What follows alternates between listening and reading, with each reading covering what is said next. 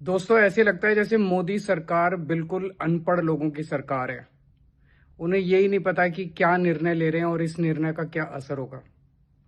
इन्होंने गन्ने की खेती को इथेनॉल बनाने के लिए डाइवर्ट किया और इथेनॉल को पेट्रोल में मिलाना चालू कर दिया। बोले इससे पेट्रोल बचेगा, और पेट्रोल बचेगा तो फॉरेन एक्सचेंज बचेगी, विदेशी मुद्रा बचेगी, जो हम विदेशों से तेल आयात करने के लिए खर्च करते हैं। अब जब गन्ने की खेती को इन्होंने इथेनॉल बनाने के लिए डाइवर्ट किया तो गन्ने की कमी हो गई, चीनी की कमी हो गई देश में। और अब चीनी पिछले 17 दिन में 20 रुपए प्रति किलो चीनी के दाम बढ़ गए, क्योंकि चीनी की देश भर में बहुत किल्लत हो गई है। 17 दिन पहले चीनी की कीमत थी 46 रुपए, अब 65 रुपए किलो चीनी हो गई है।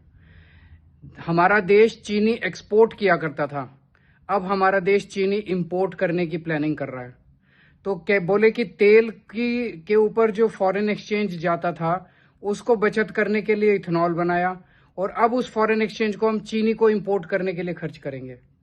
एक तरफ देश को दुखी किया कि इथेनॉल वाला पेट्रोल जो है उससे लोगों की गाड़ियां खराब हो रही है, माइलेज खराब हो रही है, और दूसरी तरफ लोगों को अब चीनी महंगी खरीदनी पड़ रही है। तो ये एक डिसीजन लेते हैं, इनको यही नहीं पता कि इस डिसीजन का क्या असर होने वाला है। जब इन्होंने शुगर केन को, गन्ने को इथेनॉल प्रोडक्शन के लिए डाइवर्ट किया तो इनको सोचना चाहिए था ना, भाई इतना गन्ना इथेनॉल के लिए जाएगा तो चीनी कहां से बनेगी, चीनी कहां से आएगी। तो समझ नहीं आता कि मोदी सरकार में सारे के सारे ऊपर से नीचे तक सारे अनपढ़ हैं क्या। इन्होंने अभी तक जितने डिसीजन लिए, इन्होंने नोटबंदी की, पूरे देश में कितने लोग मारे गए, और नोटबंदी का कोई फायदा नहीं हुआ। जब कोरोना आया तो लोगों को ऑक्सीजन के सिलेंडर सप्लाई करने के बजाय बोले थाली बजाओ।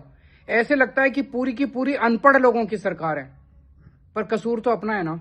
हमने इन अनपढ़ लोगों को वोट दे के वहां बिठा दिया, जिनको कोई अकल नहीं है, किसी किस्म का कुछ नहीं चलाना आता इनको सरकार, और दुखी हम लोग हो रहे हैं।